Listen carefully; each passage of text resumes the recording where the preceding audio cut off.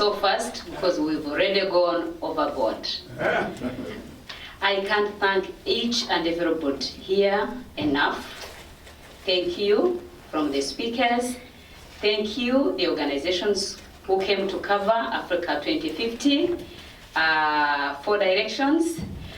Task Andrea is such a boom or a backup that I would ever never know how to express. You talk of skin. When I met her, we were very many. But how we connected, I have never known. To the extent that when she was in Uganda, I was like, you know what, drop in Rwanda and see how, and she did on her own. So that's what we are talking about together. When I met Dr. Bland, exactly what he said, Mary, if we are going to do anything here and you don't invite any African American, I will not attend. I said, okay, I will do, but you make sure that you know where they are because I don't know where they are. So he's always and whenever he's here, he will make sure that at least he lays the message for African Americans. And how do you make conclusive remarks for these panels? I really don't know. But I will not say I don't know because I will tell you how Watch Democracy Grow came into existence. Probably that would be my conclusive remark. Watch Democracy Grow comes out of my thesis as I was graduating at University of Tennessee. My thesis was like unity and reconciliation in Rwanda is possible if rule of law and democracy prevails. The purpose was that when we are talking of democracy, definitely minority rights are included, and majority rights. And also, rule of law ensures restorative justice. And knowing the structure of Rwanda's political journey, I knew definitely the only way you can contain never again and get a sustainable, progressing country was only through democracy. So I turned the CSAS into an organization. That's why we see the Watch Democracy Grow. So the Watch Democracy Grow thrives to integrate democracy on the continent. Sometimes when it goes to Rwanda, I tend not to because I come from there and they're like, maybe it's because she's from there, but we've worked on Congo, we've worked on Ethiopia, we've worked on Sudan. I put it away. But I always believe that if democracy takes root in Rwanda, you talk of economic success, you talk of social reconstruction. If democracy really lands on that small country, it will shine than ever, and it will. Not by the way we think, because democracy, sometimes on the continent, we tend to think that it is term limit, voting. No, democracy should be a public good. It should be able to ensure the rights of minorities, as we are saying it, and the majority. The individual freedoms. We are talking of pursuit of happiness for all. Well, you can't tell me in 1959 that was there, and we had a democratic leadership. It wasn't. We can't even say that even when we got independence in Rwanda, it was not. It was partial because Tutsis had been expelled. For one, you already learned my bio, which I usually don't talk. It was Andrea who said, I said, Andrea, I always like to be behind, you know? Not because I like it, but I always just, it's part of that persecution where you're like, I would prefer to be there and live for more. But is that what you really want to be as a human being? You can also, you can be, really you can achieve. You can be part of the community. And one of the rights of democracy is to participate in your country's affairs. So it is that once Tutsis are allowed also to be part of Rwanda, then we will have a full democracy. That will drop me to an issue of Rwanda's political history. Unlike many of the African countries, Rwanda has never had any peaceful transfer of power. 1959, it was an abolition of a monarchy. 73, it was a coup. 94, it was again a coup. So we all look forward for that time when we will have a peaceful transfer of power. And we always believe that the current leadership we have is going to at least grow that opportunity. In addition to the economic success, in addition to the social success, we need also that, in that, when he is not in power, right now I could say the only thing which is impeding democracy in Rwanda, it's genocide. The FDLR and Congo, every Tutsi in the country, they're like, oh well, we don't know any other leader, at least who has managed to protect us from the time of kingship.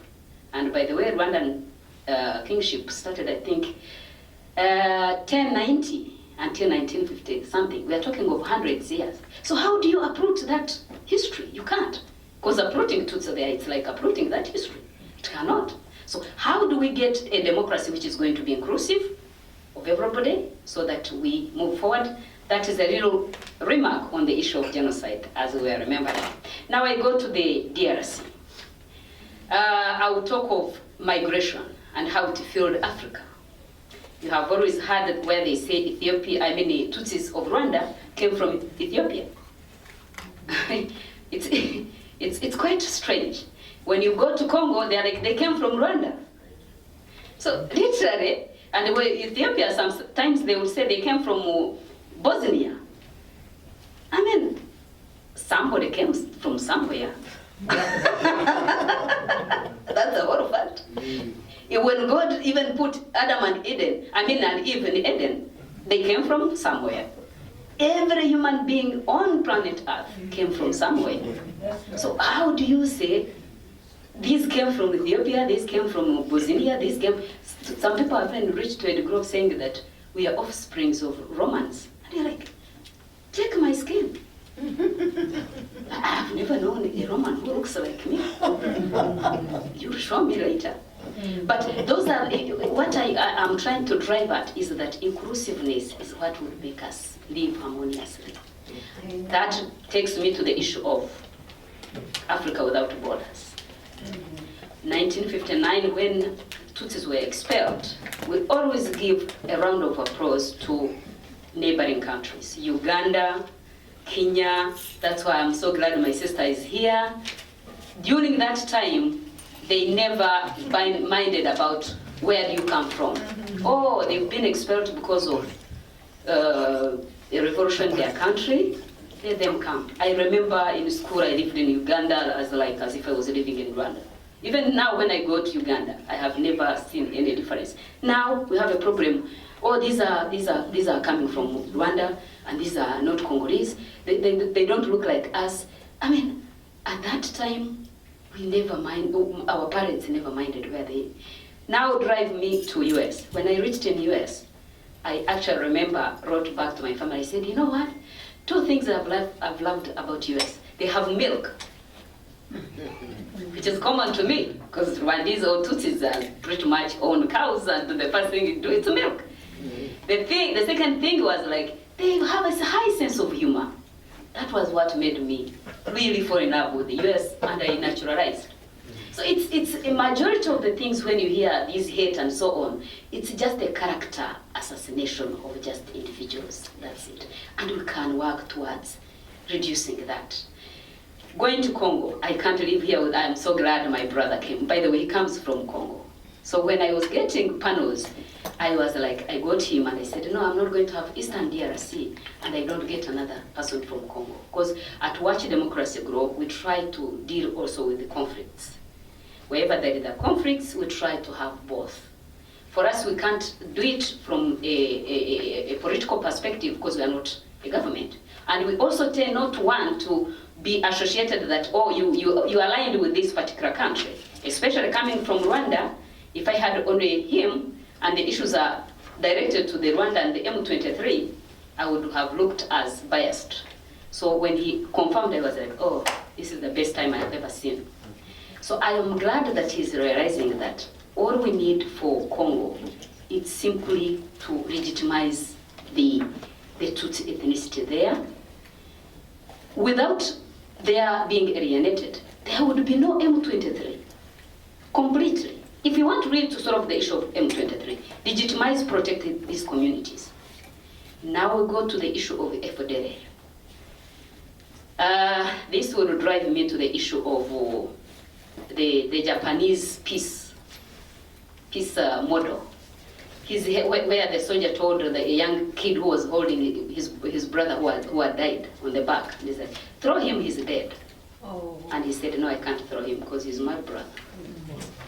Yes, yes. FDLR, these are people who were, I can say, with the bad leadership, any human being can be crazy.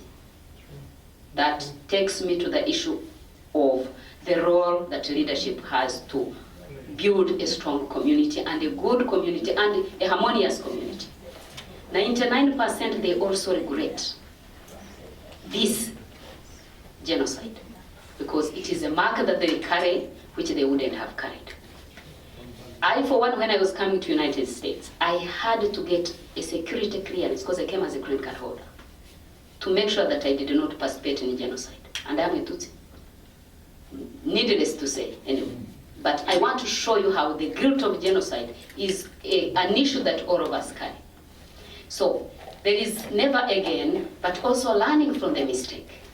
And usually my goal is that whenever we have our other tribe or our other ethnic group, the Hutu group, and again I put this, there is nothing wrong being a Tutsi, there is nothing wrong being a Hutu. The problem is inflicting harm to each other. That's true, that's true. If we don't do any harm to each other, proudly move as a Hutu, proudly move as a Tutsi.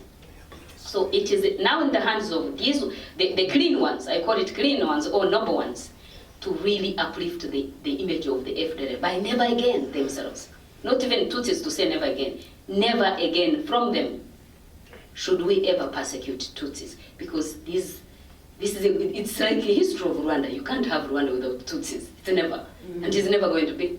That's true. They structured the kingdom, they structured the political leadership, they structured the history of Rwanda. They have to be there. So it takes us now to how do we learn how to live together to move forward and build a better tomorrow. There I will live and I go to the US's role in building better Africa. I think US has got this noble responsibility because unlike European, they never participated there and they were completely out of the African politics. So they have morality on the ground and probably even means. My call is that I hope maybe the current dismantling of different organizations here proposes at least a Marshall Plan for Africa, in that we can develop Africa and we end these kind of tribal challenges. I spoke of democracy.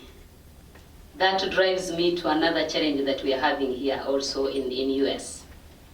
Democracy, you can't have it without free speech.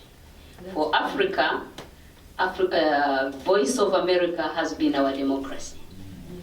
We were deeply concerned at watching democracy grow to see that VOA has been dismantled. Because it is literally dismantling thriving of democracy on the continent, in particular the Great Lakes region, where we still have these kind of ethnic challenges, discrimination, and hate speeches and propaganda.